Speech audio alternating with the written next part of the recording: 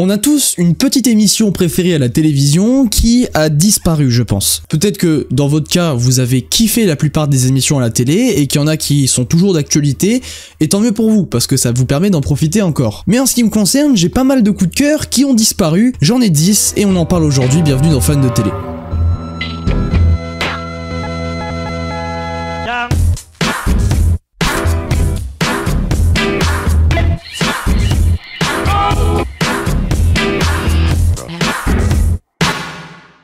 Salut tout le monde, je m'appelle Diego, je suis un fan de télé et aujourd'hui on se retrouve pour faire un petit retour dans le passé avec certaines émissions qui ont disparu des antennes. On va parler de 10 jeux télévisés qui ont disparu et on va expliquer pourquoi ils ont disparu. Alors on va mettre de côté, oui il y a eu des problèmes d'audience etc.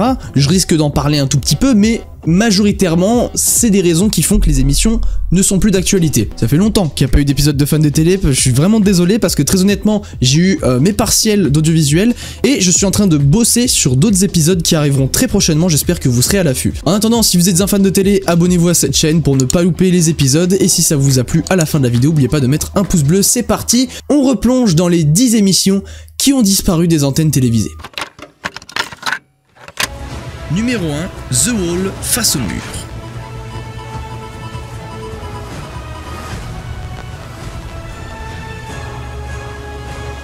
Cette émission, c'est une émission que je porte vraiment dans mon cœur pour la simple et unique raison qu'il y a Christophe de Chavannes à l'animation. Non, enfin, il n'y a pas que ça, mais j'aime beaucoup de Chavannes. Pour ceux qui n'ont jamais suivi cette émission, le concept était assez sympa, on va pas se mentir, c'est très original. Un duo de candidats devait répondre à des questions de culture générale, et leur gain était plus ou moins élevé selon un jet de boules sur un mur qu'ils avaient fait auparavant. La particularité de ce jeu, c'est que tous les gains peuvent être remis en jeu avec un contrat. Une des deux personnes du duo doit répondre à des questions dans une salle totalement isolée et sans son. Et à la fin, elle doit décider si oui ou non elle accepte un contrat qui a une valeur fixe. Et c'est là qu'il est le petit stress entre guillemets, c'est que le candidat ne sait pas si le contrat a une valeur plus ou moins élevée que ce que l'autre candidat a gagné. Si jamais vous n'avez pas vu d'épisode de cette émission, je vous invite vraiment à aller en voir. Alors malheureusement sur YouTube, il n'y en a pas en France, c'est pour ça que vous devriez peut-être utiliser un VPN pour vous faire croire que vous êtes dans un autre pays. Et là vous allez pouvoir accéder à des épisodes de The Wall face au mur sur YouTube et c'est tout simplement une super émission, je vous invite vraiment à aller voir. Mais déjà quand on voit cette émission juste au visuel, on peut voir qu'il y a quand même quelque chose d'assez différent de ce qu'on voit à la télévision d'habitude en France. Le concept il est quand même très grand, il est très américain et c'est normal, c'est un concept importé en France comme beaucoup de concepts à la télévision. Mais celui-là, il a aussi gardé le visuel américain. Le décor, il est quasiment le même en fait. Et la raison de la disparition de cette émission, en plus donc des chutes d'audience, je ne le dirai pas à chaque fois, c'est qu'il coûtait très cher. Le décor était très cher, hein, le mur, tout ça, c'est vraiment des coûts qui étaient très élevés comparés aux audiences. Du coup, bah ça permettait pas de redresser les coûts et donc bah ils ont enlevé l'émission de la programmation. Il y a aussi autre chose qui fait que c'était un moins bon succès et qu'il y avait moins d'audience, c'est que l'émission était souvent déprogrammée. Voilà, TF1 à l'époque ils aimaient bien faire varier les émissions qu'il y avait en quotidienne. De temps en temps c'était l'une, de temps en temps c'était l'autre, et en fait avec tous ces changements là, les audiences n'ont pas suivi finalement. Et en plus de ces changements là, c'est souvent arrivé que TF1 change les horaires du programme, que des fois ça passe en prime time, que des fois ce soit à 18h30, des fois à 19h. Donc bon, hein, ça a fait un peu perdre des audiences et malheureusement on en est arrivé à là où on en est aujourd'hui. Cette émission elle a duré moins d'1 an et c'est un de mes plus gros cœurs brisés, je l'adorais. Numéro 2, le juste euro.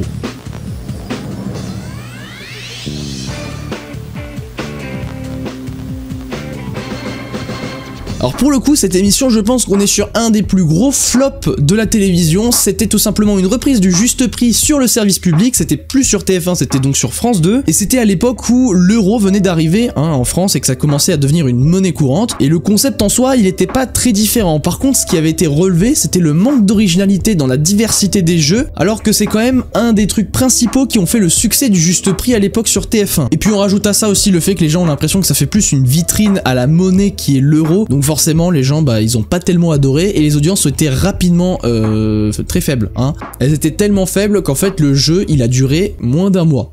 Voilà, c'est vous dire à quel point c'était très court. Alors bon, après ça, le Juste Prix est revenu sur TF1 dans une formule bien plus classique et ça a quand même un peu plus accroché, hein, puisque bah, un petit peu de temps après, c'était Vincent Lagaffe qui était l'animation. Et on en a déjà parlé dans l'épisode du Juste Prix justement, que les audiences c'était un véritable carton. Voilà. Bon au final, c'est un mal pour un bien.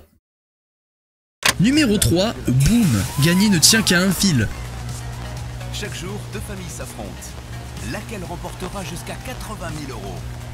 Alors pour le coup, cette émission, je vous avoue que je la connaissais que de nom. Là, je ne la connais pas, c'est pas vraiment un coup de cœur du coup parce que je n'en ai pas vu encore d'épisode. Je n'ai vu que le concept et c'est vrai que en fait, l'émission était tellement de niche, tellement rapide que je suis sûr que la plupart d'entre vous n'ont même jamais vu cette émission. Donc dans ce jeu, ça se joue avec des familles, 3 candidats ramenaient leur famille, chacun des membres avait des lunettes de protection et des pinces coupantes, et avec des questions de culture générale, ils devaient couper des fils de l'équipe adverse et donc faire exploser une bombe qui aurait fait perdre la partie aux adversaires. Alors l'émission a été aussi très courte comme le Juste Euro, elle a duré moins d'1 mois aussi, mais elle a quand même connu un peu plus de succès parce que c'était un jeu de l'été. On le sait en général sur les chaînes de télé, rares sont les émissions qui persistent l'été. En général, les chaînes de télé profitent de l'été pour mettre d'autres jeux et tester voir s'ils fonctionnent. L'émission Boom avait été diffusée entre le mois d'août et le mois de septembre de 2015 et c'était présenté d'ailleurs par Vincent Lagaffe, c'était quand même un bon animateur. Je pense qu'on aime tous plus ou moins Vincent Lagaffe. Et bon, malheureusement, hein, le succès était pas très bon, donc TF1 a quand même continué de faire sa petite saison sur la fin de l'été,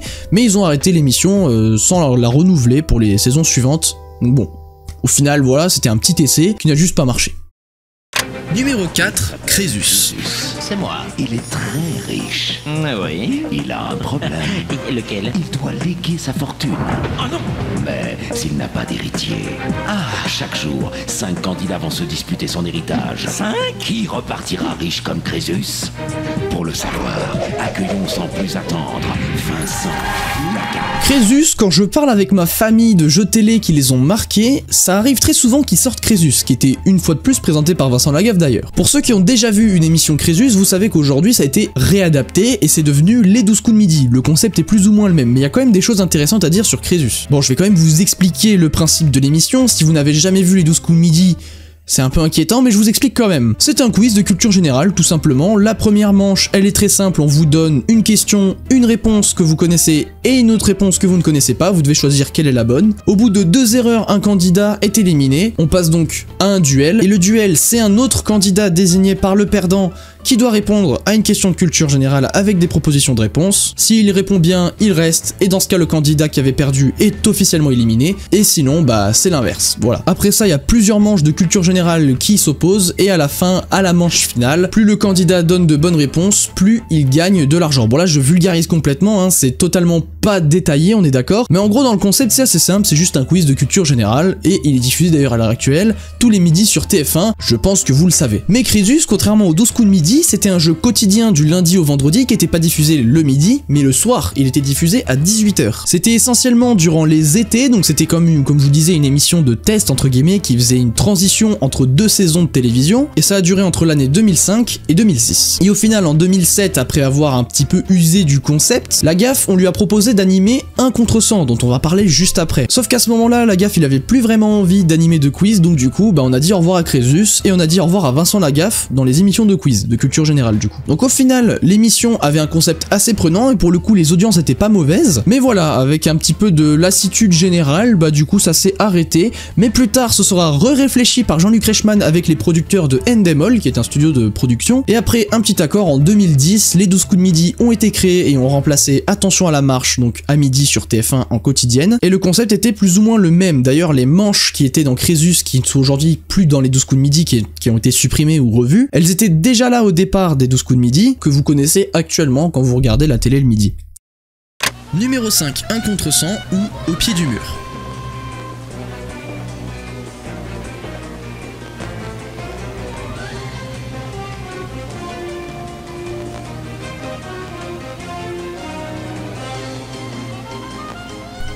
Allez, dans ce point-là, je vous parle de 2 petites émissions parce que le concept était littéralement le même, mais amené un petit peu de la même manière avec une différente mise en scène. 1 contre 100, c'était au départ présenté par Benjamin Castaldi et c'était arrivé après Crésus en 2007. Un candidat faisait face à un mur de 100 personnes et le but du candidat était de tenir le plus longtemps sur des questions de culture générale face au mur de 100 personnes. En gros, voyez ça comme un battle royale à la télévision.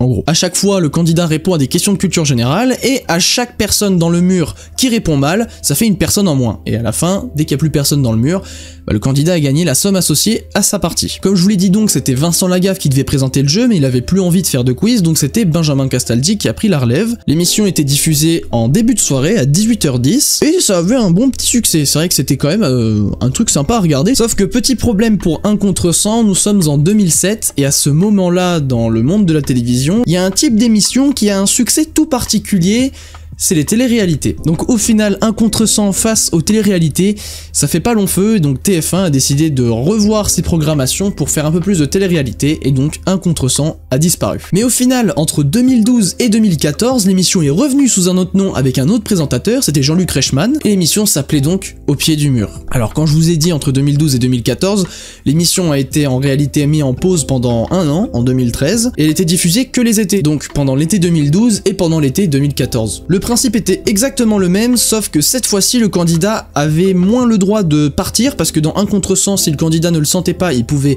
arrêter la partie et partir avec des gains moins élevés, sauf que cette fois dans Au pied du mur, t'étais vraiment au pied du mur, hein, voilà, c'est tu joues ou tu joues pas.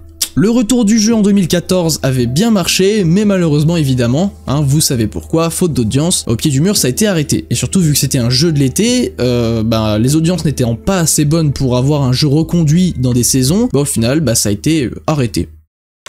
Numéro 6, personne n'y avait pensé.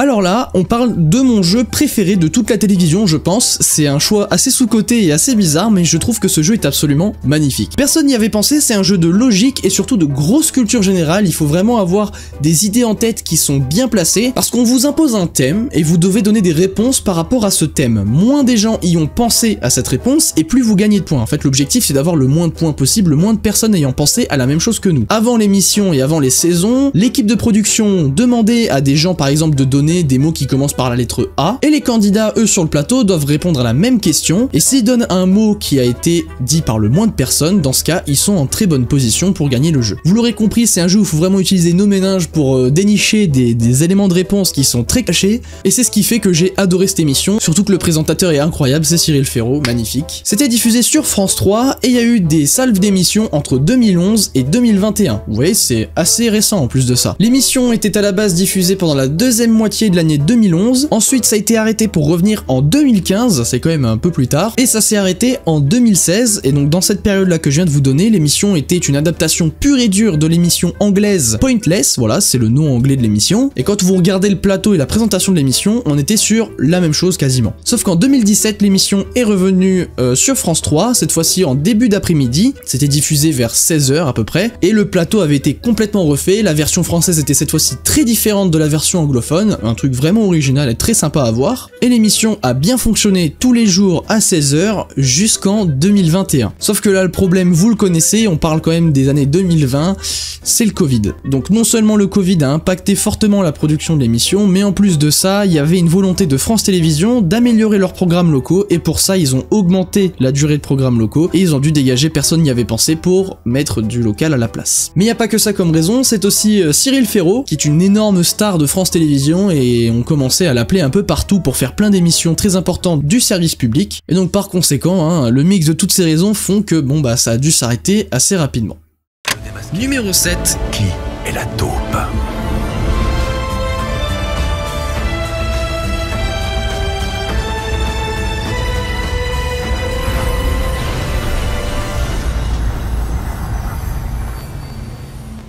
Alors là, seuls les vrais s'en souviennent de ce jeu, c'était diffusé entre juillet et août 2015, c'était une émission qui était très originale, que j'ai vraiment adoré suivre à l'époque. Le but de l'émission, qui était présenté par Stéphane Rothenberg à l'époque sur M6, c'était de trouver qui était l'imposteur parmi 10 candidats qui devaient faire des épreuves. L'émission était diffusée de façon hebdomadaire, et elle avait vraiment un sentiment de mystère et de trucs comme ça que j'avais beaucoup aimé à l'époque. Et la particularité de cette émission, c'est qu'à chaque épisode, les gains de la taupe commençaient à monter, et ceux du groupe Top également quand même, c'est pas non plus n'importe quoi. Et c'est au bout du 6e épisode que ça s'est arrêté et qu'on a découvert que la taupe avait gagné 56 550 €. Ça a pas duré longtemps comme émission, mais c'était quand même très prenant et ça a surtout été jusqu'au bout, hein, parce que c'était une émission qu'il fallait suivre à chaque fois, à chaque épisode il fallait les suivre pour comprendre le suivant. Mais bon, malheureusement, cette émission n'a jamais été reconduite, la saison 2 n'était qu'une légende, hein, parce qu'on n'arrêtait pas d'en parler et dire que ça reviendrait peut-être un jour, mais c'est jamais revenu. Ce qui était relevé, c'était notamment par exemple le dynamisme de l'émission qui était assez faible, et au final les gens se disaient satisfaits de cette saison, qui en réalité se suffit à elle-même. Numéro 8, le Big Deal.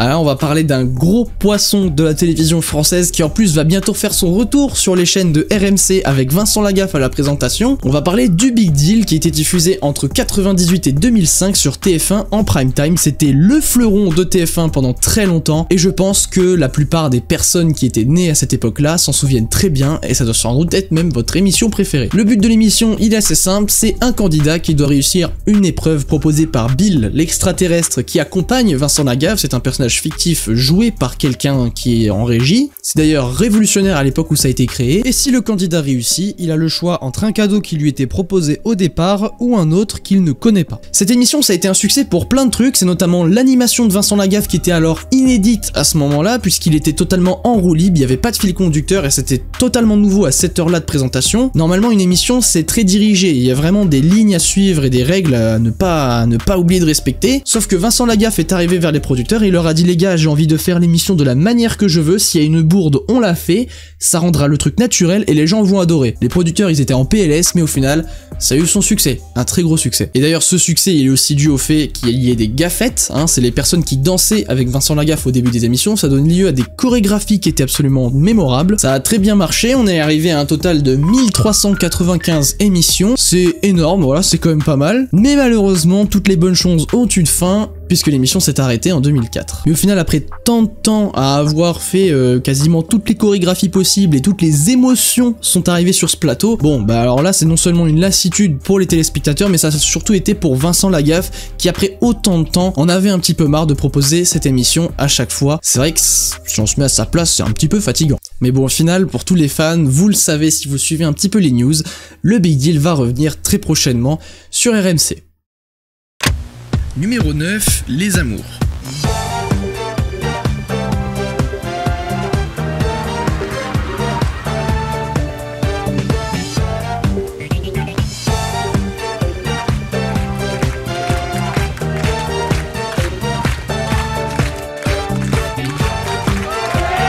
Les Amours, qui s'appelait auparavant Les Mariés de la 2, est une des émissions incontournables, hein, vraiment je pense, de tout le paysage audiovisuel français, puisqu'elle a quand même eu plus de 6000 épisodes, c'est énorme. Au total, elle en a eu 7556, hein, voilà, le tout entre 1995 et 2021.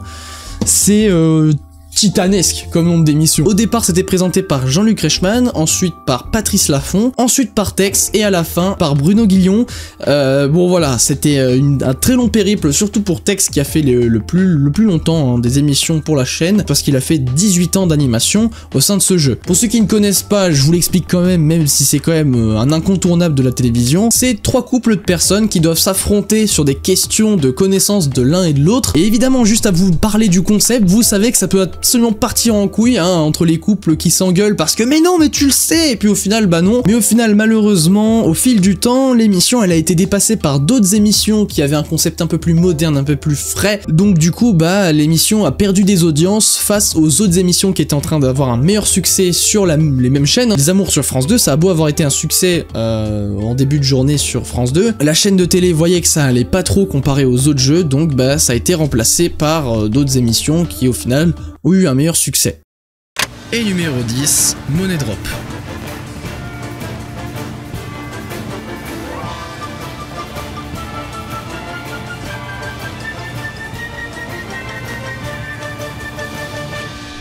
J'ai gardé un jeu culte et récent pour la fin, pour la simple et unique raison que Money Drop, je trouve que c'est l'émission qui a mis tout le monde d'accord, entre les plus vieux et les plus jeunes. C'était une émission qui a très bien marché sur TF1, présentée par Laurence Boccolini. Je vous explique le concept, mais je pense que là, il n'y a plus besoin. Un duo de candidats doit répondre à des questions de culture générale en misant de l'argent sur 4 propositions de réponse, et le gain maximal d'argent était de 250 000 €. Bon, il y avait des émissions où il y avait par exemple le lingot d'or qui permettait de doubler les gains, donc ça revenait à 500 000. Il y a eu d'autres émissions spéciales qui fait que les gains étaient différents, mais la base de l'émission voulait qu'on puisse gagner 250 000 € maximum. L'émission elle a très bien duré aussi, puisqu'elle a quand même duré entre 2010 et 2017, ça a eu un très bon temps quand même. Il y a des fois elle était diffusée le week-end, des fois en semaine, ça a quand même pas mal changé. Il y a un truc qui a jamais changé, c'est que c'était diffusé toujours aux alentours de 19 h avant le journal, parfois même en prime time, donc à 21 h après le journal. Mais malheureusement, même en access prime time, l'émission n'a pas fait le poids face à par exemple The Voice, qui sur TF1 avait un très bon succès. Et les producteurs de TF1, en voyant ça, ont décidé de tout simplement retirer l'émission des programmations. Mais il y a quand même un gros mais, c'est que ça fait des années qu'on entend des rumeurs comme quoi Money Drop devrait revenir un de ces 4 sur TF1, d'autant plus que ces derniers temps TF1 réfléchit de plus en plus à faire revenir les jeux télévisés à 19 h sur leurs antennes. Si je peux vous dire un truc, c'est que oui, enfin ils y pensent, parce que j'en peux plus de leur série Demain nous appartient. J'espère que ça reviendra, j'espère que ça s'avérera. En tout cas, voilà, je vous ai présenté les 10 émissions qui ont disparu. J'espère qu'il y en a qui vous ont plu, qui vous ont marqué. Si c'est le cas, n'hésitez pas à me le dire en commentaire. Si vous avez d'autres émissions qui vous manquent, n'hésitez pas à en faire part aussi. C'est aussi un espace d'échange. Si la vidéo vous a plu, n'hésitez pas à mettre un petit pouce bleu et à vous abonner à cette chaîne pour ne pas louper les futurs épisodes. Et puis moi, je vous retrouve très bientôt pour un nouveau fan de télé. C'était Digo et je vous dis à la revoyure.